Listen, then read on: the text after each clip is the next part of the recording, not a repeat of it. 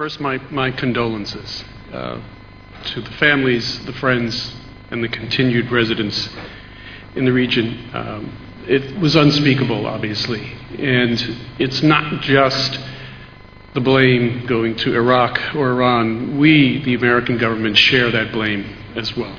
And as Governor Ridge so eloquently pointed out, it's an embarrassment for us. It's not as if this was a surprise.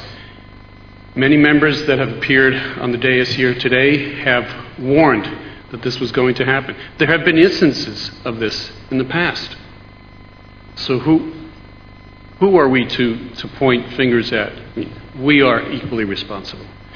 And while we may delude ourselves into thinking that we as a government have done something, in reality, actions speak louder than words.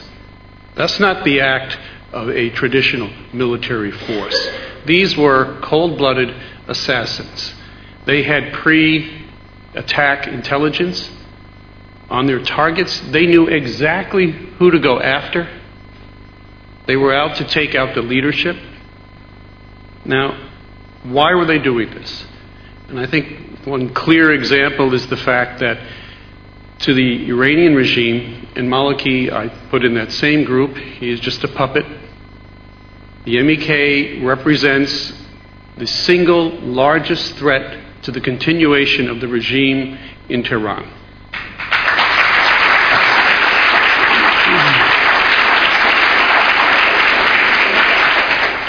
Maliki himself has proven his true colors over the years, and to ask him to investigate atrocities that he was a full part of is totally unacceptable.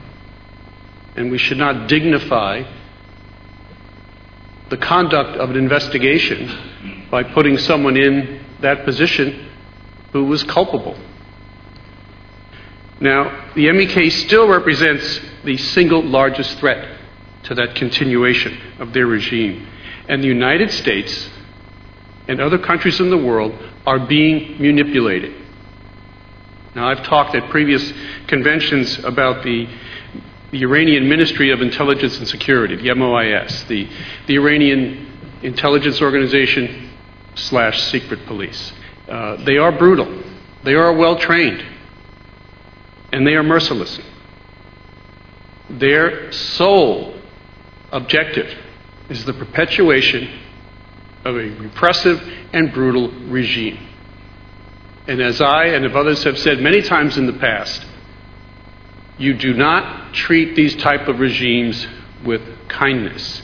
And because America and other countries in the world would generally like to have a comprehensive resolution to conflicts to avoid going into war, and as Director Woolsey mentioned, we don't jump into those things. But how do these organizations, these countries like Iran, how do they view that type of action on the part of the United States and other democratically elected countries? They view it simply as weakness. And you do not deal with dictatorial regimes from a position of weakness. History has proven that. The only thing that they understand, and the only thing that I know from personal experience that the MOIS understands, is strength and the potential to use force. Iran and Iraq did no such thing on the attack in Ashra. Why? Because they want those images to get out there. They want the world to know.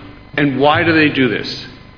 It's because they believe that they can intimidate the MEK. But they're mistaken. This will only make the MEK stronger.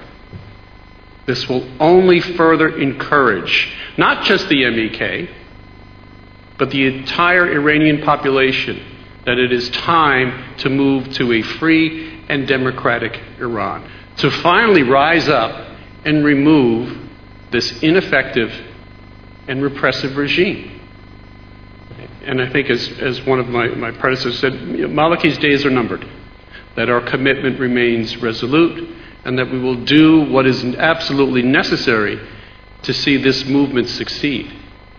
And if it were not for the MEK, if it were not for the brave souls that have sacrificed, and the brave souls who are still continuing to sacrifice, we in the United States would have less knowledge of what is going on.